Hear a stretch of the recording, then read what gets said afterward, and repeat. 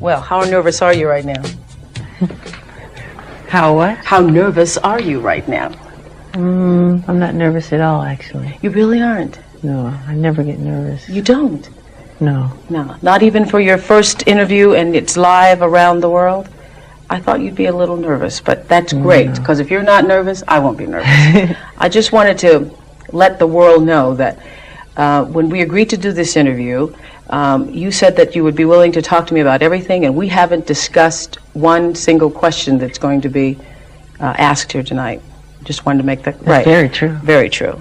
When we were watching, I was watching you in the background there, watching the video of you in the early years. Did that bring back memories for you? It made me giggle. Yeah. Because I haven't seen that footage in a long time. Yeah. And it bring back memories, yes. Me and my brothers, who I love dearly. Yeah. And it's just a wonderful moment for me. Yeah. I saw you laugh when you saw yourself singing Baby, Baby, Baby. Yeah, because James Brown, I think James Brown is a genius, you know. When he's with the Famous Flames, just unbelievable. And I used to watch him on television. And I used to get angry at the cameraman, because whenever he would really start to dance, they would be on a close-up, and I couldn't see his feet. So I would throw things, I'd be angry. I said, show him, so I could watch and learn. So he was a big mentor for you, Phenomenal. Obviously. Yeah. Phenomenal. Yeah, and who else was? Jackie Wilson, who I adore as an entertainer. And of course, music. Motown, the Bee Gees, who are brilliant. I just love great music. So when I look at those tapes of you, and heaven knows that putting this together, I think I've seen every piece of video ever done of you, and watching those tapes, when, especially in the younger years, you seem to really come alive on stage. There's something going on with you when you were a little boy on stage. Were you as happy off stage as you appeared to be on stage? Well, on stage for me was home. I was most comfortable, and still most comfortable, on stage. But once I got off stage, I was like very sad. Really? Yes. And sad from the beginning? Sad since it first started, since the fame? Lonely, sad, having to face with popularity and all of that. There were times when I had great times with my brothers, pillow fights and things, but I used to always cry from loneliness. You did? Yes. Beginning at what age? Oh, very little. 8, 9. When you all first became famous? Yes.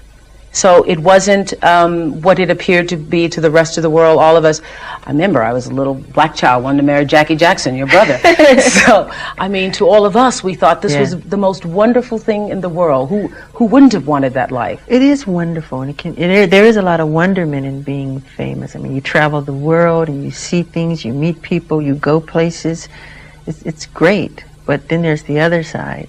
There's, which I'm not complaining, there's lots of rehearsal, and you have to put a lot of your time, give of yourself a lot. Do you feel, I talked to Suzanne DePass the other day, and Suzanne DePass worked with you all for a long time at Motown, and really groomed you all and found the outfits for the Ed Sullivan Show. And Suzanne had some interesting theories about your childhood. We talked about whether or not it was really lost. Was it? Well, especially now, I come to realize, and then I would do my schooling, which was 3 hours with a tutor. Then right after that, you know, I'd go to the recording studio and record, and I'd record for hours and hours till it's time to go to sleep. So it'd be nighttime, and I remember going to the recording studio. There was a park across the street, and I'd see all the children playing, and they'd be rooting and making noise, and I would cry. It'd make me sad that I would have to go and work instead. I wanted to go to this, to hear what Suzanne had to say about your childhood. And we're going to look at some pictures of you as a little boy. Okay. Describe the performance that you put on. What I do? Yeah. Well, most of my songs are fast.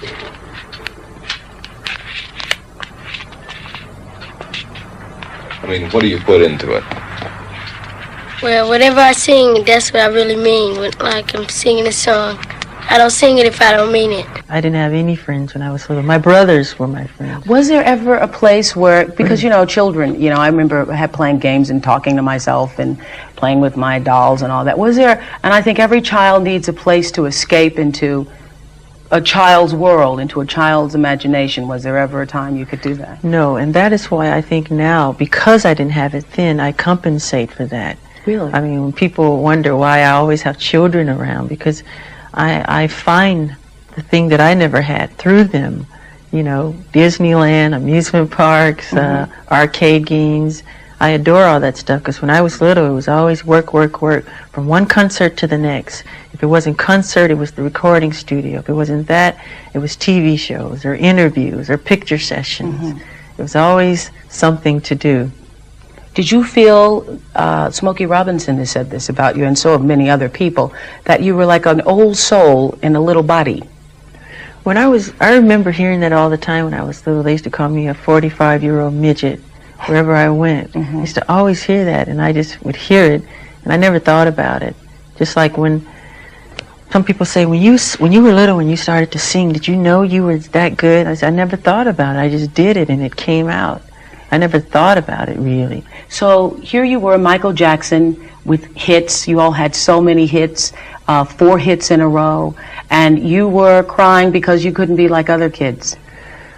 Well, I love show business, and I still love show business, but then there are times you want to play and have some fun, and that part did make me sad. I remember one time we were getting ready to go to South America, and everybody was packed up in the cars, ready to leave and go, and the plane was about to and I hid, and I was crying while I was hiding, because I really did not want to go. I wanted to play.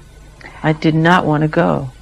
Were your brothers jealous of you when you started getting all the attention? Not that I know of, no. You never felt a sense of jealousy?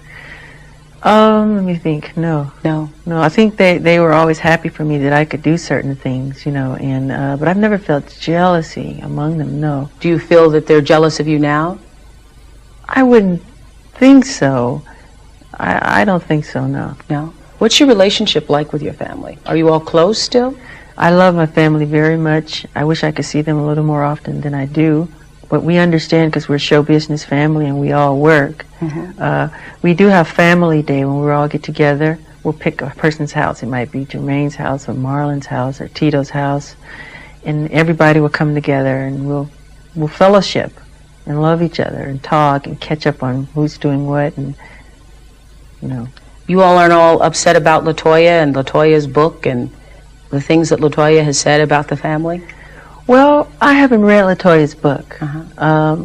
I just know I love my sister dearly. I love LaToya, and I always will. And I always see her as the happy, loving LaToya that I remember growing up with.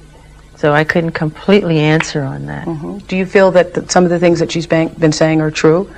I couldn't answer, Oprah. Honestly, I haven't read the book. That's the honest truth. So let's go back to when you were growing up and feeling all of this. Well, I guess it's a sense of anguish, I guess. So there was nobody for you to play with other than your brothers. You never had slumber parties. You never. No. So I'm wondering, for you, being this cute little boy that everybody adored, and everybody who comes up to you, they're, you know, pulling your cheeks and how cute, and this child prodigy, really. How adolescence affected you? Because I call, you know, adolescence going through that duck stage where everything's awkward, you know. And I'm wondering if, when you started to go through adolescence, having been, you know, this child superstar, did that have was that a particularly difficult time for you? Very, very, very difficult. Really? Yes. Yes. Because I think every child star suffers through this period, because you're not the cute and charming child that you were, and you start to grow. And they want to keep you young forever and little forever. Who's they? The public. And, you know, nature takes its course. And it does. And I had pimples so badly, and it made me so shy. I used to not look at myself. I'd wash my face in the dark. I wouldn't want to look in the mirror. Really? And my father teased me, and I just hated it. I cried every day because of it. Your father would tease you about your pimples? Yes, he would tell me I'm ugly. Your father would say Yes, that? he would. Sorry, Joseph. Yeah. What's your relationship like with him? I love my father, but I don't know him. Mm-hmm. Are you angry with him for doing that? I think that's pretty cruel, actually. Am I angry with him?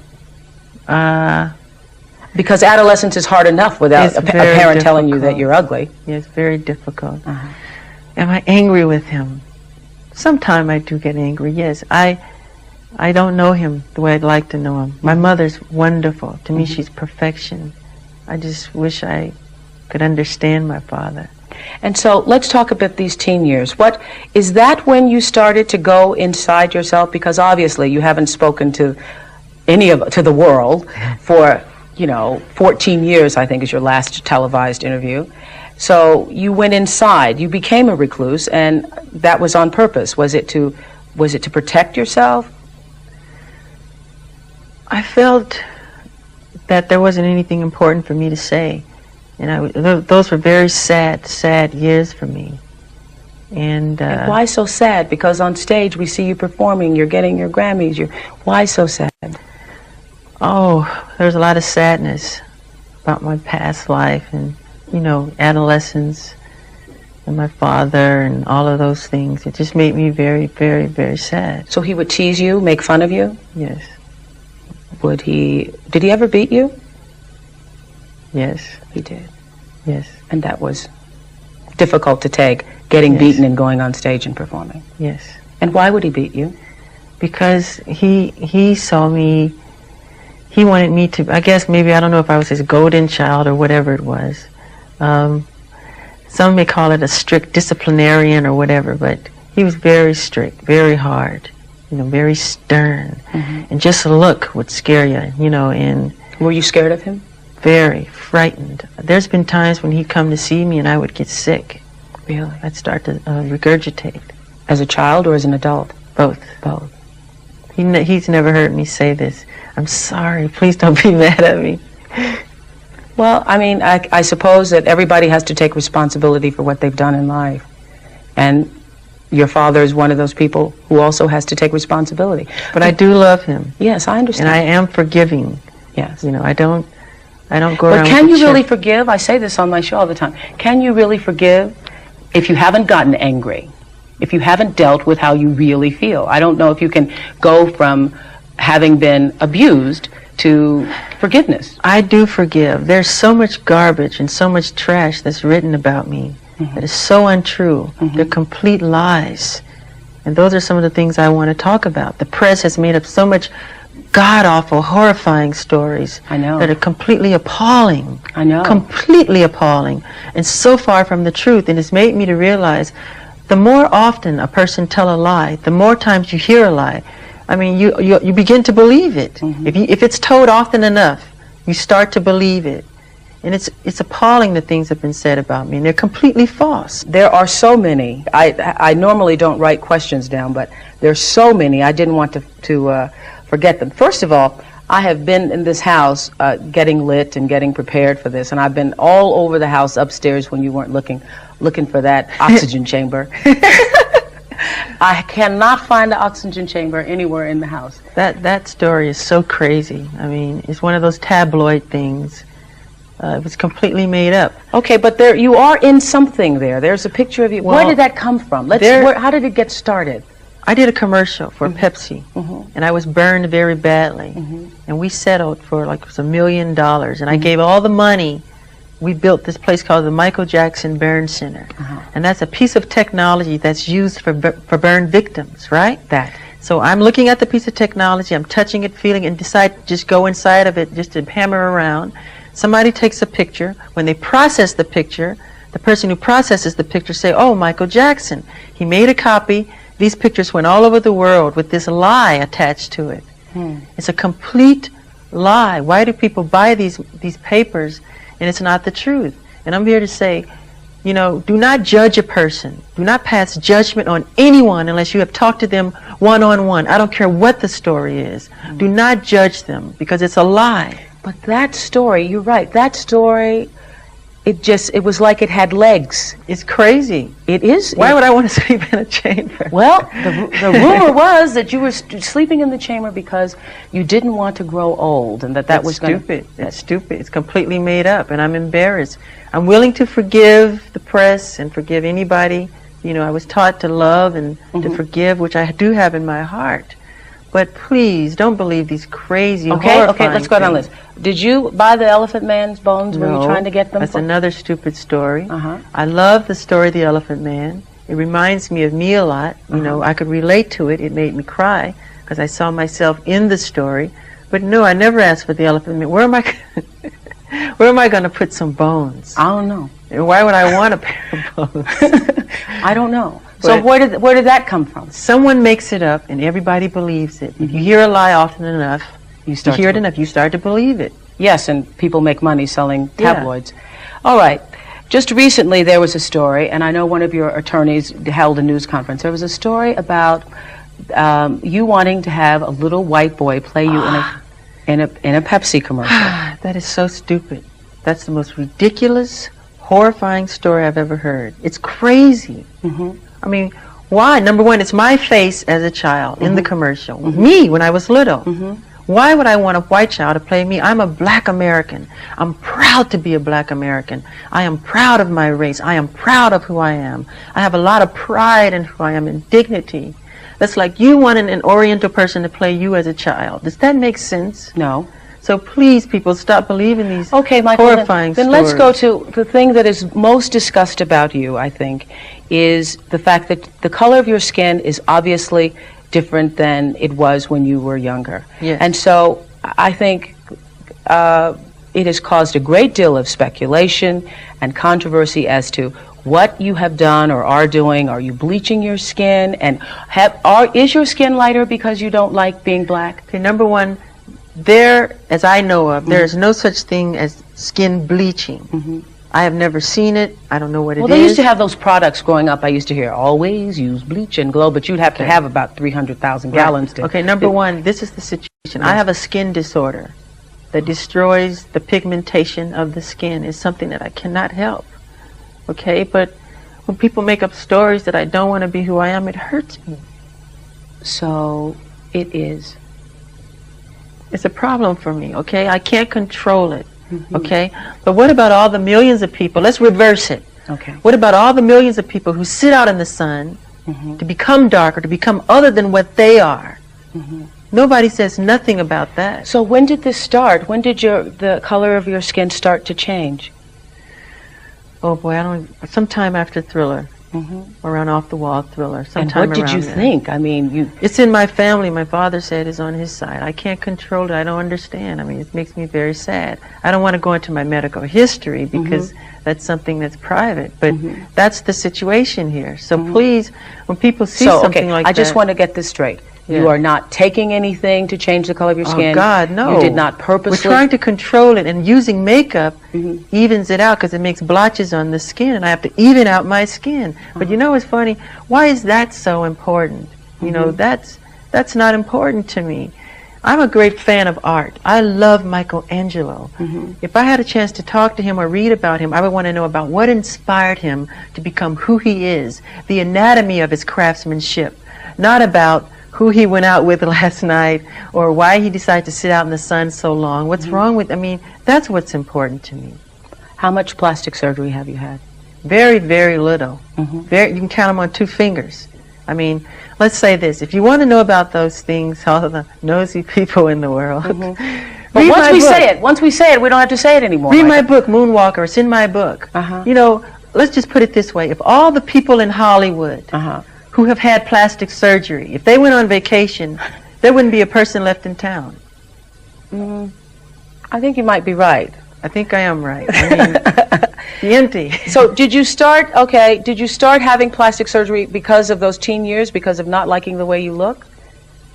No, not really. Not really? No, it's only 2 things. Really, get my book. It's no big deal. Okay. You don't want to tell me what it is? You had your nose done, obviously. Yeah, but so did a lot of people that I know. Yeah. And so when you hear all these things about you, and there have been more than we But are I've even never had discussing. my cheekbones done, never had my eyes done, never had all that, my lips done and all this stuff. They just go too far. I mean, it's crazy. But this is something that happens like every day with other people. Are you pleased now with the way you I'm never look? pleased with anything. I'm a perfectionist. Yeah. It's part of who I am. And so when you look in the mirror now and the image that looks back at you, are there days when you say, well, I kind of like this, or I like my hair today, or I'm never I think pleased I'm with pretty myself. cute today? I'm pretty cute today. No, I try not to look in the mirror. I really do, because I'm never happy with what I see. So I go on with my work and get it done. I have to ask you this. So many mothers in my audience have said to please ask you this question. Yeah.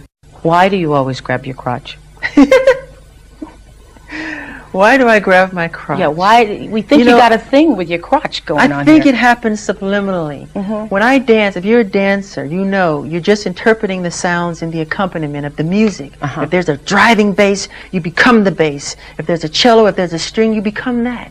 So you become the emotion of what that sound is. Okay? So if I'm doing a movement and I go bam and I grab myself, it's the music that compels me to do it. It's not saying I'm getting ready to grab down there and it's not a great play. You don't think about it, it just happens. Sometime I'll look back at the footage and I'll go, did I do that? Yeah. So I'm slave to the rhythm. Yeah. Okay? I think the alarm's going off in the house. I don't know why. But we're going to fix it in a minute. We're in live television. So we're going to go to break. These things happen. We'll be right back. Okay. When you have broken all those records, when you have the #1 album ever sold, the #2 album ever sold, when you've broken every record there is to break, when you have become an icon in the industry, is there always the pressure to do something bigger and something better? Oh, gee, that is something. It makes it harder each time to follow up. So you try to be as original as you can be without thinking about statistics. Just go from the soul and from the heart. And so when you think of that, what do? You meditate, you think, well, I will now do the Super Bowl. I will now. No. I just create out of my heart, really.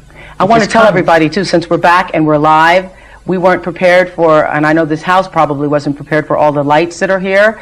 And what happened was that a smoke alarm went off from all the lights that are around, and that's what happened, and that's why we went to break. So I wanted to also make it clear, because this is another rumor that's starting, that the only way I could have gotten this interview was that I contractually agreed to call you the King of Pop. And I would just like to say to the world, Michael did not tell me to call him the King of Pop. As a matter of fact, I haven't called you the King of Pop once here. And I frankly think that the King of Pop is probably too limiting a title for you. I mean, I think that most of the world would agree that you're no doubt one of the greatest entertainers the world has ever seen. So you would be King of Entertainment, or Liz Taylor said you were King of Pop, Rock, and Soul. Where did this whole notion that you proclaimed yourself King of Pop come from? Well, I didn't proclaim myself to be anything. I'm happy to be alive. I'm happy to be who I am. King of Pop was first said by Elizabeth Taylor on one of the award shows. As a matter of fact, we have that. Let's roll that. Ladies and gentlemen, the 1989 Heritage Award and Sammy Davis Jr. Award recipient, and in my estimation, the true king of pop, rock, and soul, Mr. Michael Jackson.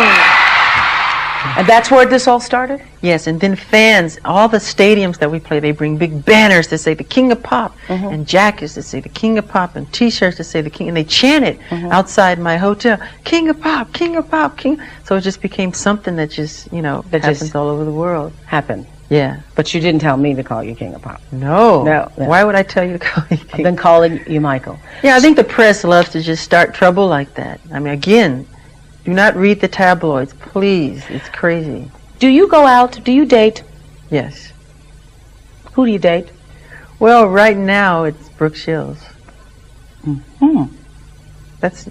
Well, we try not to just be everywhere and go it's mostly at home. She'll come over, I'll go to her house, because I don't like going out in the public. Have you ever been in love?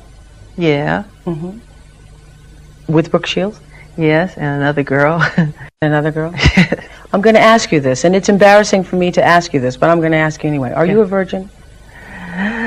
How could you ask me that question? I just want to know. I want to know. I'm a gentleman. You're a gentleman. I'm a gentleman. So I'm a gentleman. So, okay, I would interpret that to mean that means that you believe that a lady is a lady, and therefore... That's something that's private. I mean, you know, shouldn't be spoken about openly. You can call me old-fashioned if you want, but, you know, to me that's very personal. So you're not going to answer it? I'm embarrassed. So you're not going to answer it. Well, we would like to know whether or not there is a possibility that you are going to marry one day and have children. I would feel that my life isn't complete if I do not, because I adore the family life. I adore children, and I adore that whole thing. And I would love to. That's one of my dreams, but I couldn't right now because I'm married. I am married, but to my work. I'm married to my music, and it has to be that closeness in order to do the kind of work that I want to do. And so what kind of woman makes you, I know in the video, wait a minute, no, in the video we're going to see later, we're premiering the world video, but you say there's a line where you talk about being quenched. So what kind of person does that for you? Quench my desire. Yeah, quench my desire. Yeah. Well, Brooke, I've always liked her. And I mean, when I was little, I used to stay with Diana Ross. Me and my brothers, we stayed with her for years. I never said this, I always had a crush on her. You did? Yes. I heard, too, this was another one of those rumors, that you had proposed to Elizabeth Taylor at some point? Elizabeth Taylor is gorgeous, beautiful, and she still is today. Yeah. And I'm crazy about her. Yeah, but did you propose to her? I would like to have. Yeah. Well, Elizabeth Taylor is here. Liz, can we bring Liz in now? Liz had said that she wanted to be here to hold your hand through this. You don't look like you need your hand held. Hi, Elizabeth. Elizabeth Taylor! Hello, no. Hi. Hi. Have a seat. Nice have to a see seat. you. Thank you. Did Michael ever propose to you? No! And I never proposed to him. Never did. What do you think is most misunderstood about Michael Jackson, Liz? All the things you mentioned. He is the least weird man I've ever known. He is highly intelligent, shrewd, intuitive, understanding, sympathetic, generous to almost a fault of himself. And he just, if he has any eccentricities, it's that he is like larger than life, and some people just can't accept that or face it or understand it. His talent on stage, why I called him the king of pop, rock, soul, music, entertainment, whatever. There's nobody that can come near him. Nobody can dance like that, write the lyrics like that, the music, cause the kind of excitement that he does. And why do you think you all are such friends? What has brought this kind of bond? Because people tried to make this be weird. Well, it's not. I mean, our childhoods are very similar. And we have that from the very beginning in common. I was a child star at 9, had an abusive father, and that kind of brought us close together in the very beginning. And what is it, I'm going to ask Michael this question later on, but what is it you most want the world to know about him? What a wonderful, giving, caring, generous man he is, and how good he is. And he's funny, too. Oh, he's wildly funny. He can crack some jokes, I tell you. Yeah, but he's a good man. Thank you for joining us, too, because I know you didn't want to be on camera at first, but thank you. We're coming from Michael's house down to this amazing amusement park, which is, about several hundred yards, I guess, from the house. And this it's incredible. Thank you. And I want to know whether or not you did this for yourself, or did you do it for all the children that you entertain here? For myself and the children, every 3 weeks we have terminally ill children that come to the house. Yeah. Make-A-Wish Foundation, Dream Street, Every 3 weeks? Starlight, yes. And these are sick children, children with cancer, and I entertain them. And they come here. This is and they enjoy unbelievable. themselves. What I have to say is these are not, as I was talking to some kids who were here, these aren't just grandma rides here. These are some major rides. I mean, the Sea Dragon and the Ferris wheel, and there's that zipper over there. The Wipeout. Yeah, Wipeout. There are bumper cars here. It's really... Thank you. Well, it brings out the child that lives inside of everybody. I love rides and things like that. But I share it with Were the you kids. able to do it when you were a kid? And Not really. Sometime, but not often enough. but now you can anytime. Every How often day, do it's you right in actually? my backyard. How often do you actually come out here and do this? Whenever I'm here, I come out and I go on the ride. Well, is this a part of you, what we were talking about earlier, the pain of growing up and not being able to experience all the things that kids normally experience, and so now you are fulfilling all of those You fantasies? compensate, yes. Really? Yes, it's very true. Do you think you can ever really recapture it, though? Does it feel the same? I mean, I don't It's know. more fun. I Is it wouldn't really? change the past if I had to. Would not. I'm enjoying myself. And here we are inside the theater. I had one too many sugar babies here the other day at the candy counter. But the candy's here for all the kids, and Pinocchio's here, and E.T.'s here. What's fascinating to me about you is that obviously you have this childlike aura about you. And I see children with you, and they play with you like you are one of them. But a child did not do this. A child did not put this together. Oh, that's sweet. Yeah, this is really magnificent. Well, thank you. I love to do things for children, and I try to imitate Jesus. And I'm not saying I am Jesus. I'm not saying We're clear on that. Right. I'm We're trying to imitate Jesus in the fact that he said to be like children, to love children, to be as pure as children are, and to make yourselves as innocent and see the world through eyes of wonderment and the whole magical quality of it all. And I love that. And we have the children, like we'll have like 100 bald-headed children here who they all have cancer, and they're running around and they're enjoying themselves, and it just makes me cry happy tears that I was able to do that for them. You know, it makes me so pleased inside. Well, when I came here to about a month ago to shoot commercials with you to promoting tonight's event, one of the things that really impressed me the most, and I hope you guys are getting shot to this. I don't know how you are if all the cameras are on us, but we got other cameras.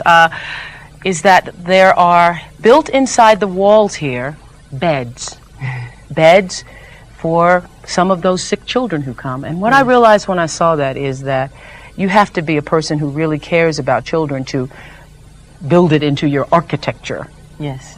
We have children that come who are intravenously, they're very sick and they're bedridden, and they Can't sit up. Right, they can't sit up. And these beds, they're hospital beds. You push a button, they move up and they move down, and they're able to watch. We have a magic show. We show the current films, if it's cartoons, anything, you know, and anything so they can escape to that world of magic that they don't get a chance to experience, the world that I was deprived of. Now let me when I ask you was this. little. You know, I believe everything happens in people's lives for a reason. Do you think that had you not missed a lot of the life and fun and fantasy of childhood, that you would be so in touch with children today? Would you relate to them as you I do? probably would, but not as much. That's why I wouldn't change a thing. Really? Because I'm happy with the way things are and my caring for young people and everything. Are you really happy now? Because you've seemed sad for a long time. I was sad for years and years and years, but I'm happy. I'm getting there, yes. I'm very happy. And what's made you happier? Being able to give back, you know, and to help people. Heal the World Foundation, which I formed, which helps children and healing in the world. We're doing Heal LA, which is, we have 3 goals in mind: the immunization of children, mentoring, a big sister, big brother program, and education on drug abuse. And Jimmy Carter has teamed up with us to do Heal Atlanta.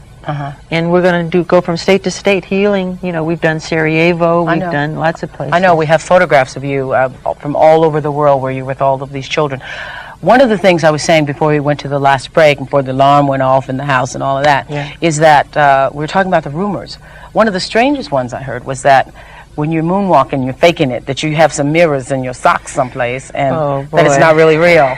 No, that's not true. How did you, first of all, you know, we've spent so much time trying to dispel the rumors, trying to get the truth out, that I haven't had a really opportunity to talk to you about how you conceive your music, how you conceive the dance. Where did the moonwalk come from, actually?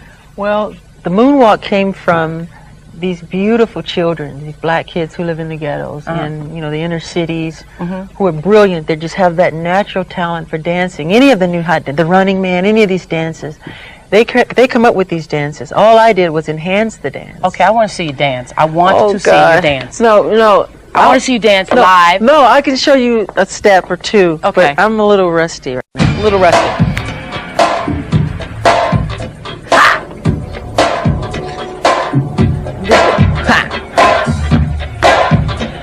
Well, that's the moonwalk. Wait, did you catch it from the sideways? Got to turn sideways?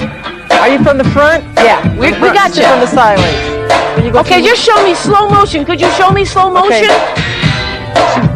Wait. It's like, it's pushing and then there's, it's mainly like a popping type of thing. Well, I'm sorry. I saw it live. I saw it live. I saw it live. And so you took it from the kids who were doing it. Yeah, because I think they're the real dancers. Yeah. And when you are, for instance, when we were here before to shoot that commercial, you were preparing for the Super Bowl. You were supposed to do this with me. I don't know how to do this. You know I don't know how to do this. You know what? I mean, all the things ever printed in the tabloid, the only thing's ever been true is when they said I couldn't dance. And that is the truth. When we were here the last time shooting the commercial, you were like in between shots, running off, conceiving the dance, choreographing the dance. You were up all night dancing. On the Super Bowl? Yes. Yes.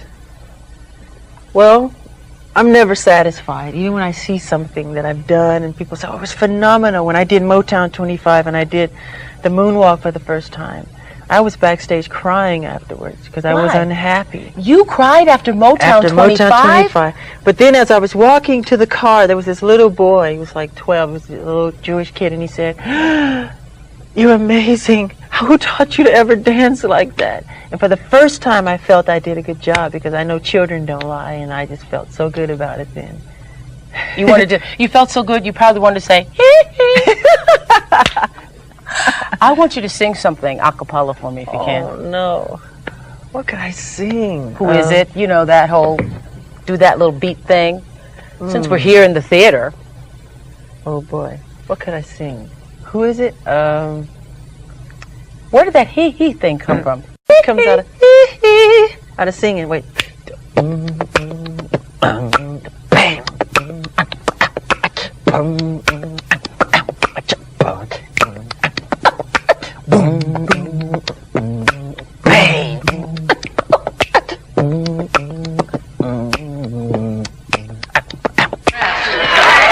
Music video used to just be people singing their song until you came along and changed music videos. Did you know when you first conceived your first one that's what you were doing? Yeah, the idea was to make something that was a story, so it had a beginning, a middle, and an ending. And you could follow, like a mini movie. That's what I wanted to do. And that's what we did with Beat It and Thriller and Smooth Criminal and all those types of things. So when you start to look at a piece of work or look at a piece of music, are you already thinking about how you're going to... Sometime, yes. Yes, that's very true. I wonder what it feels like. I will never know since I cannot sing one thing.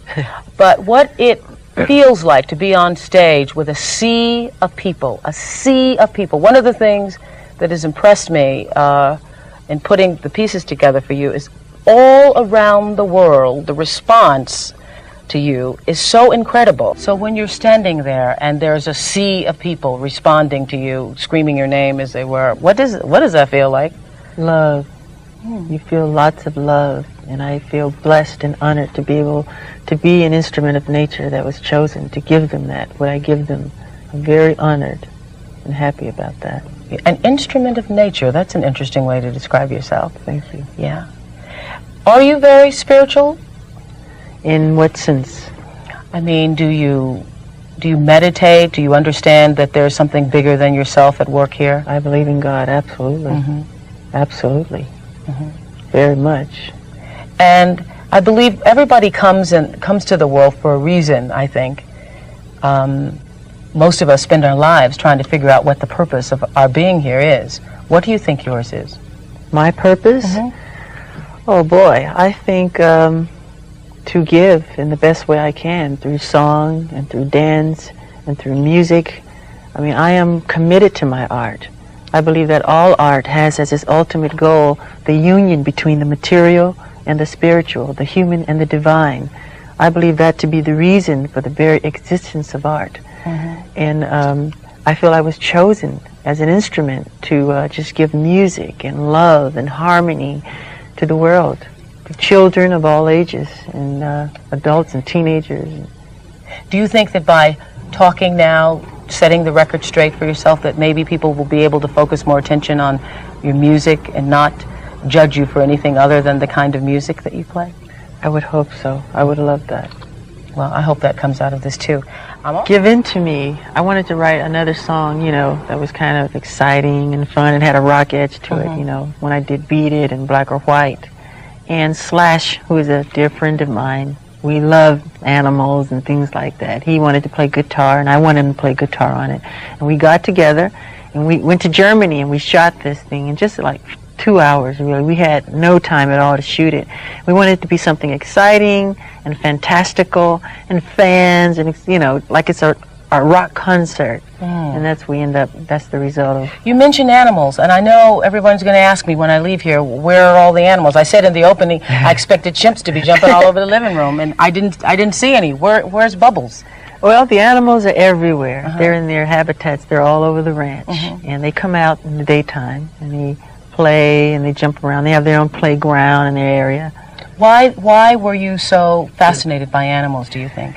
Because I find in animals the same thing that I find so wonderful in children, that purity, that honesty, where they don't judge you, they don't want anything from you, just to be your friend. And I think that's so sweet. I do too. I think we've cleared up all the rumors, though. There are no chimps running around the house, no oxygen tank in the house. I don't know. Are you going to lay off the crotch a little bit? Ask the music. Ask the music. Will he lay off the crotch? Oh, we didn't get about the inauguration. Did you tell President Clinton that you had to be the only person there singing? That is horrible. That is the stupidest, craziest story I have ever heard. I mean, why would I just want me? Nobody else could be on the show, just me. I mean, that's so stupid to me. I mean, it's crazy. That's not even in my heart. I would never say anything like that. Again, somebody made it up and the whole world believed it. It is so false. It's incredible. What do you want the world to know about you most? I ask Liz that of you. What do you want them to know? Like to be remembered for? Well, not be remembered for. What about known for now? Forget remembered. Oh, known for now. As to be an artist, a great artist. I love what I do, and I would love people to love what I do. And to be loved, I just simply want to be loved wherever I go, all over the world, because I love people of all races from my heart with true affection. You know, Gene Siskel, who's a movie critic, asked me this question once, and I love the question. So I'm going to ask you. You're 34 years old. What do you know for sure? What do I know for sure? What do you know for sure? Oh, boy. I'm still learning. I mean, life is an education for me. I can't say I know anything for sure. Well, I really believe that. I can't thank you enough for letting us in, and I wish you all the happiness in the world. I love being here because it makes me feel like a child again, and one of the things I promised myself was when this interview was over, live around the world, I was going to go get on that Ferris wheel, and that is exactly what I intend to do. I'm going to take off my blue shoes, and I'm going to ride on the Ferris wheel. I'm going to have a good time, have myself